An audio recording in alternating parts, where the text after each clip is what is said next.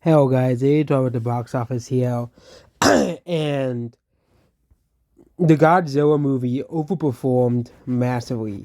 So we have a decent chunk of movies to talk about today, here. But the number one movie of the week was Godzilla X Kong: The New Empire. It's actually not called A New Empire; it's called The New Empire. I kept calling it A New Empire, but it's The New Empire.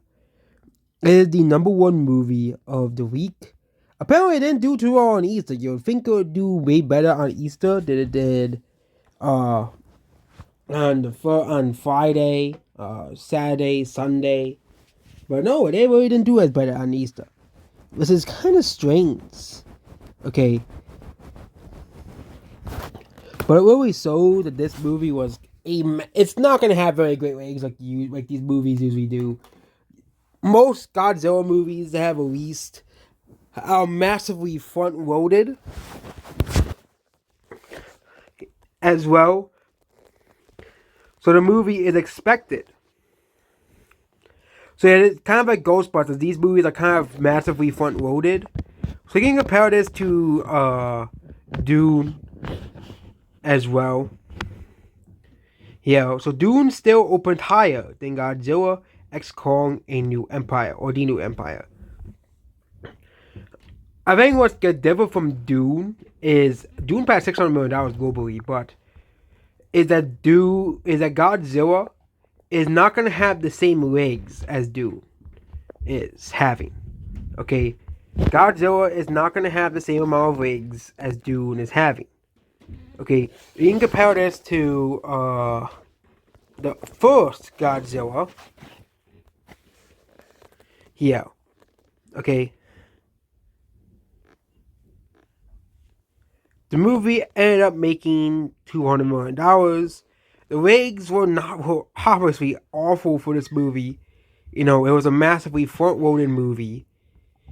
It made money, obviously, but it was a massively front-loaded movie and had a massive drop-off. But obviously, I think the difference between this and the last Godzilla movie is this movie released during the summer, where it's typically every movie typically has a massive drop off. You don't really have many movies that have very great ratings in the summer, but as well, typically you have the movie of the week and that's it. And most of the massive fans go to see it, the diehard fans.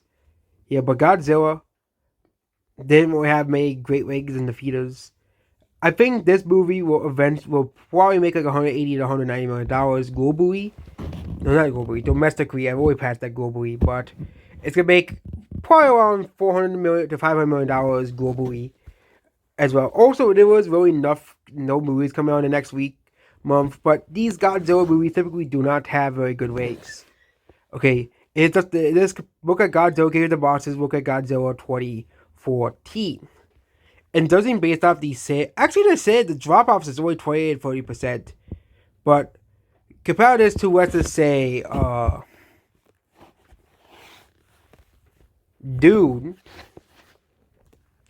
where its drop offs were much more, smaller, and that movie dropped to 44%. So I expect the movie to drop like 60% on the second weekend.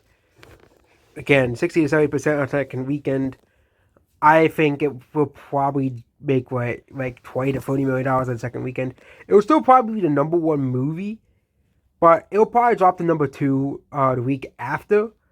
I think Civil War will probably be the number one movie on its third weekend, and of course newer movies will become number one as well, giving some of the newer movies a chance. So yeah, this month has been pretty good for the box office. Not gonna lie. Dune was pretty successful. Godzilla was pretty successful. Kung Fu Panda was pretty successful. Okay, all four movies were pretty successful. Okay. Next is Ghostbusters: A Frozen Empire. Yeah, this movie isn't doing too well. International and domestic wise. Yeah, I think judging based off these sales, Ghostbusters is not gonna have very great legs. It's not gonna make break even either. Okay, yeah, I done calculating the box off the numbers for all of the movies that actually have budgets for them. I don't know why they put Godzilla at $200 million. Wikipedia does when the source lists the budget at $145 million. But Ghostbusters, I don't think it's gonna break even. I know people who love Ghostbusters want to see the series continue, but I think they sort of left Ghostbusters in the gutter. Okay, and made a new franchise or made something new.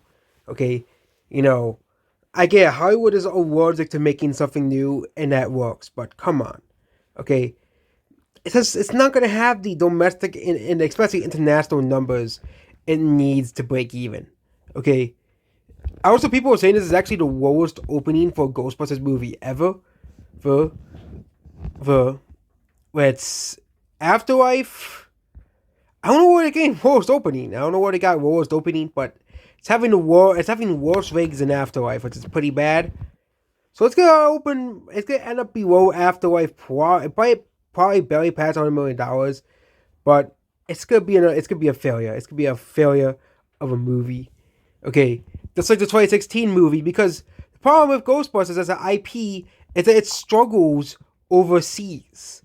Okay, it struggles overseas. It's an IP that struggles outside of the U.S. Okay, it's an IP in a series in a franchise that struggles outside of America, and that's the whole point I'm trying to get across. Okay, these numbers outside the U.S. are awful. They're abysmal compared to Godzilla, compared to Dune, Kung Fu Panda. Okay, they need these international numbers, but Ghostbusters does not appeal towards the global audience. It does not. The same way Dune does, the same way Godzilla does, the same way Kung Fu Panda does. You know, same thing with TMNT. TMNT is very popular in the US and Mexico to a lesser extent, but it's not really too popular in Europe, excluding the UK, Asia, excluding Australia and New Zealand. So, and the rest of Latin America. It's not IP people care because it is doing pretty well, pretty okay in Mexico. It is doing pretty okay in UK, Australia, and New Zealand. But those countries, have the closest to US culture because Mexico borders the US, UK, similar culture, Australia, similar culture, New Zealand, similar culture.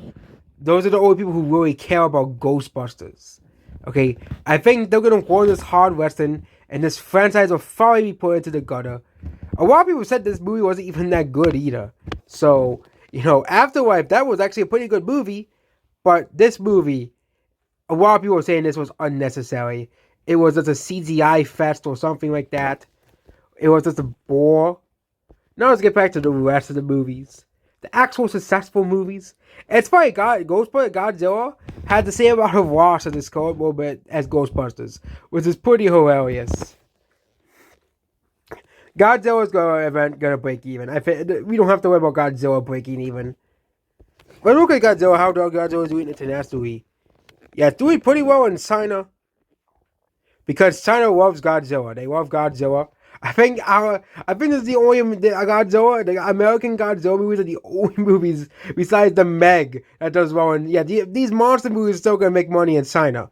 Okay, the big monster movies. These people, these movies appeal towards everyone who likes these types of movies.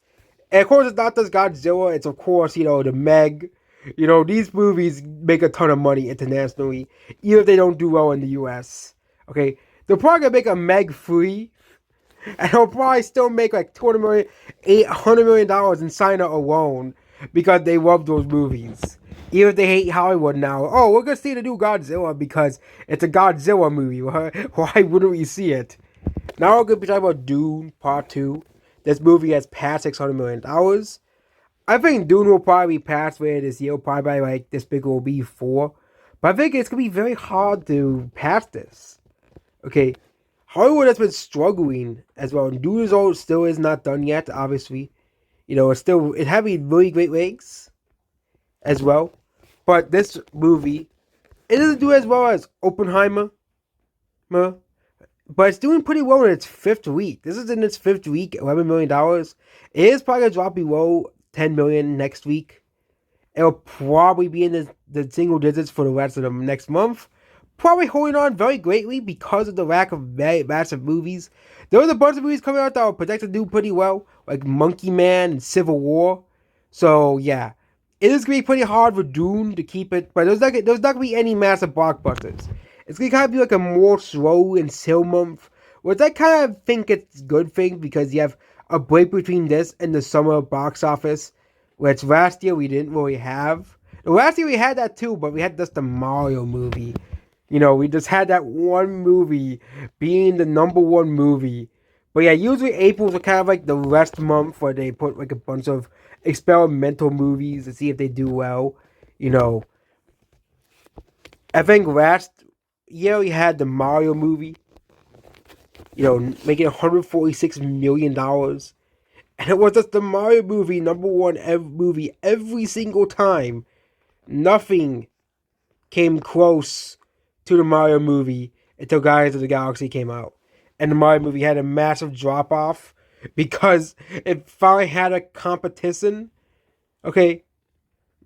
You know, like, people are like, I think the reason Guardians of the Galaxy didn't open as high is because the Mario movie stole some of the Guardians of the Galaxy's thunder.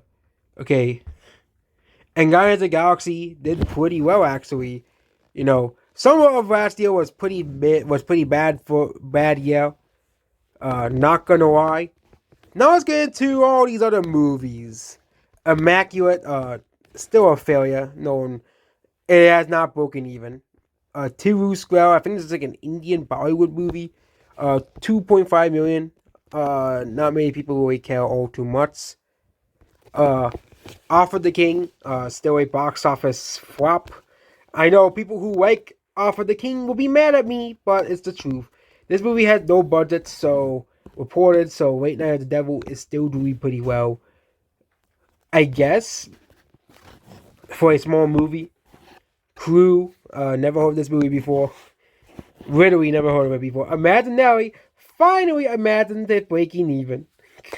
At the very end, Imaginary finally pulled it off and broken even. Okay. Which means this movie is gonna make money. So Imaginary finally imagined a box office success. In the Lands of Saints and Sinners, I mean, this is a Ford movie. I think this is an Irish movie. Or it's released in Russia, Netherlands, Croatia, and New Zealand.